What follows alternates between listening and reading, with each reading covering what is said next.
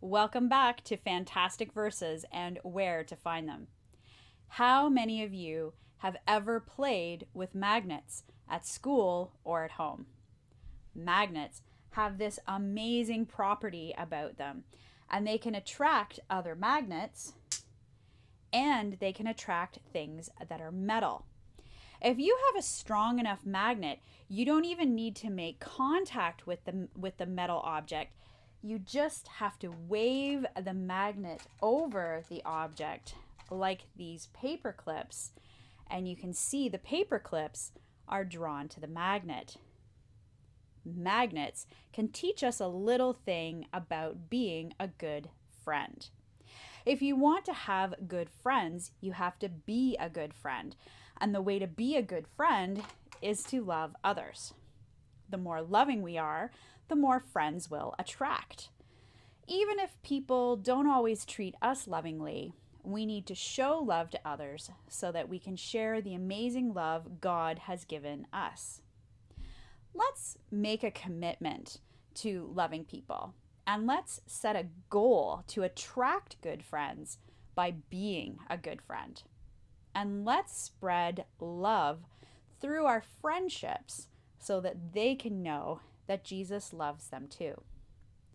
This week's memory verse can help us remember to be a good friend and to treat others with love. It goes like this. A friend loves at all times. They are there to help when trouble comes. And that's from Proverbs chapter 17, verse 17. Now, can you say that memory verse with me? Let's give it a try. A friend loves at all times.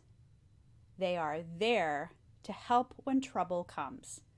Proverbs chapter 17, verse 17. Today, our Bible story comes from 1 Samuel chapter 18, verses 1 to 3, and then chapter 20, verses 18 to 42. This is a story about Jonathan and David, and you will find it in the Old Testament.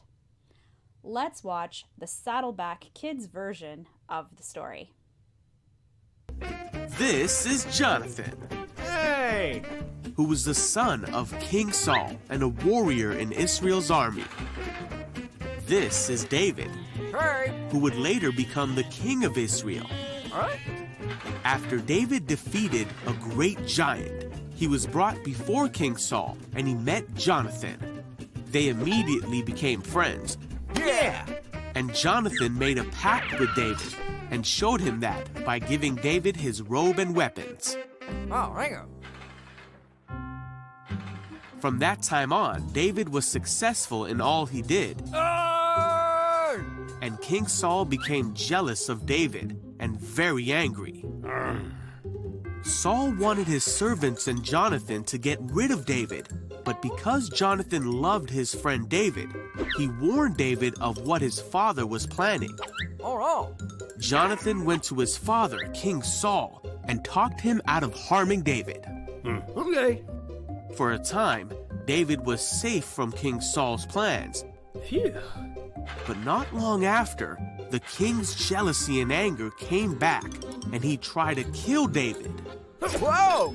David got away, and his friend Jonathan came to help him. Hang on there. Jonathan tried again to talk his father out of hurting David, No. but now King Saul was convinced he needed David to be gone. Jonathan was angry and sad that his father would not let his friend go, and he knew that David would have to go into hiding and run from King Saul. Jonathan met David one last time, and the two cried and said their goodbyes. Jonathan told David to go in peace and that they had a special bond in God's name. Then David left and lived a life on the run from King Saul, and Jonathan returned to the town. Even though they were separated, the two were the best of friends and were an encouragement to one another. Yeah! When Jonathan first found out that his father, the king, wanted to kill David, he did not believe it. Jonathan had made a promise to David to always look out for him. When he found out the rumors were true, Jonathan did what he could to save his friend's life. Jonathan loved David more than his own life, more than even becoming king, and David loved Jonathan in return. These true friends show us that the key to having great friends in our life is to be a good friend ourselves. Because a friend loves at all times. They are there to help when trouble comes. And that's from Proverbs chapter 17, verse 17. Now, let's see how much you remember from our story. Welcome to Lesson Trivia. Who was Jonathan's father? King Saul.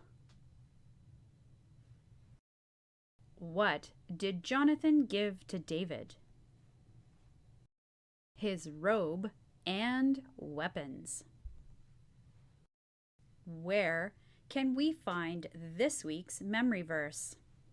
Proverbs chapter 17, verse 17.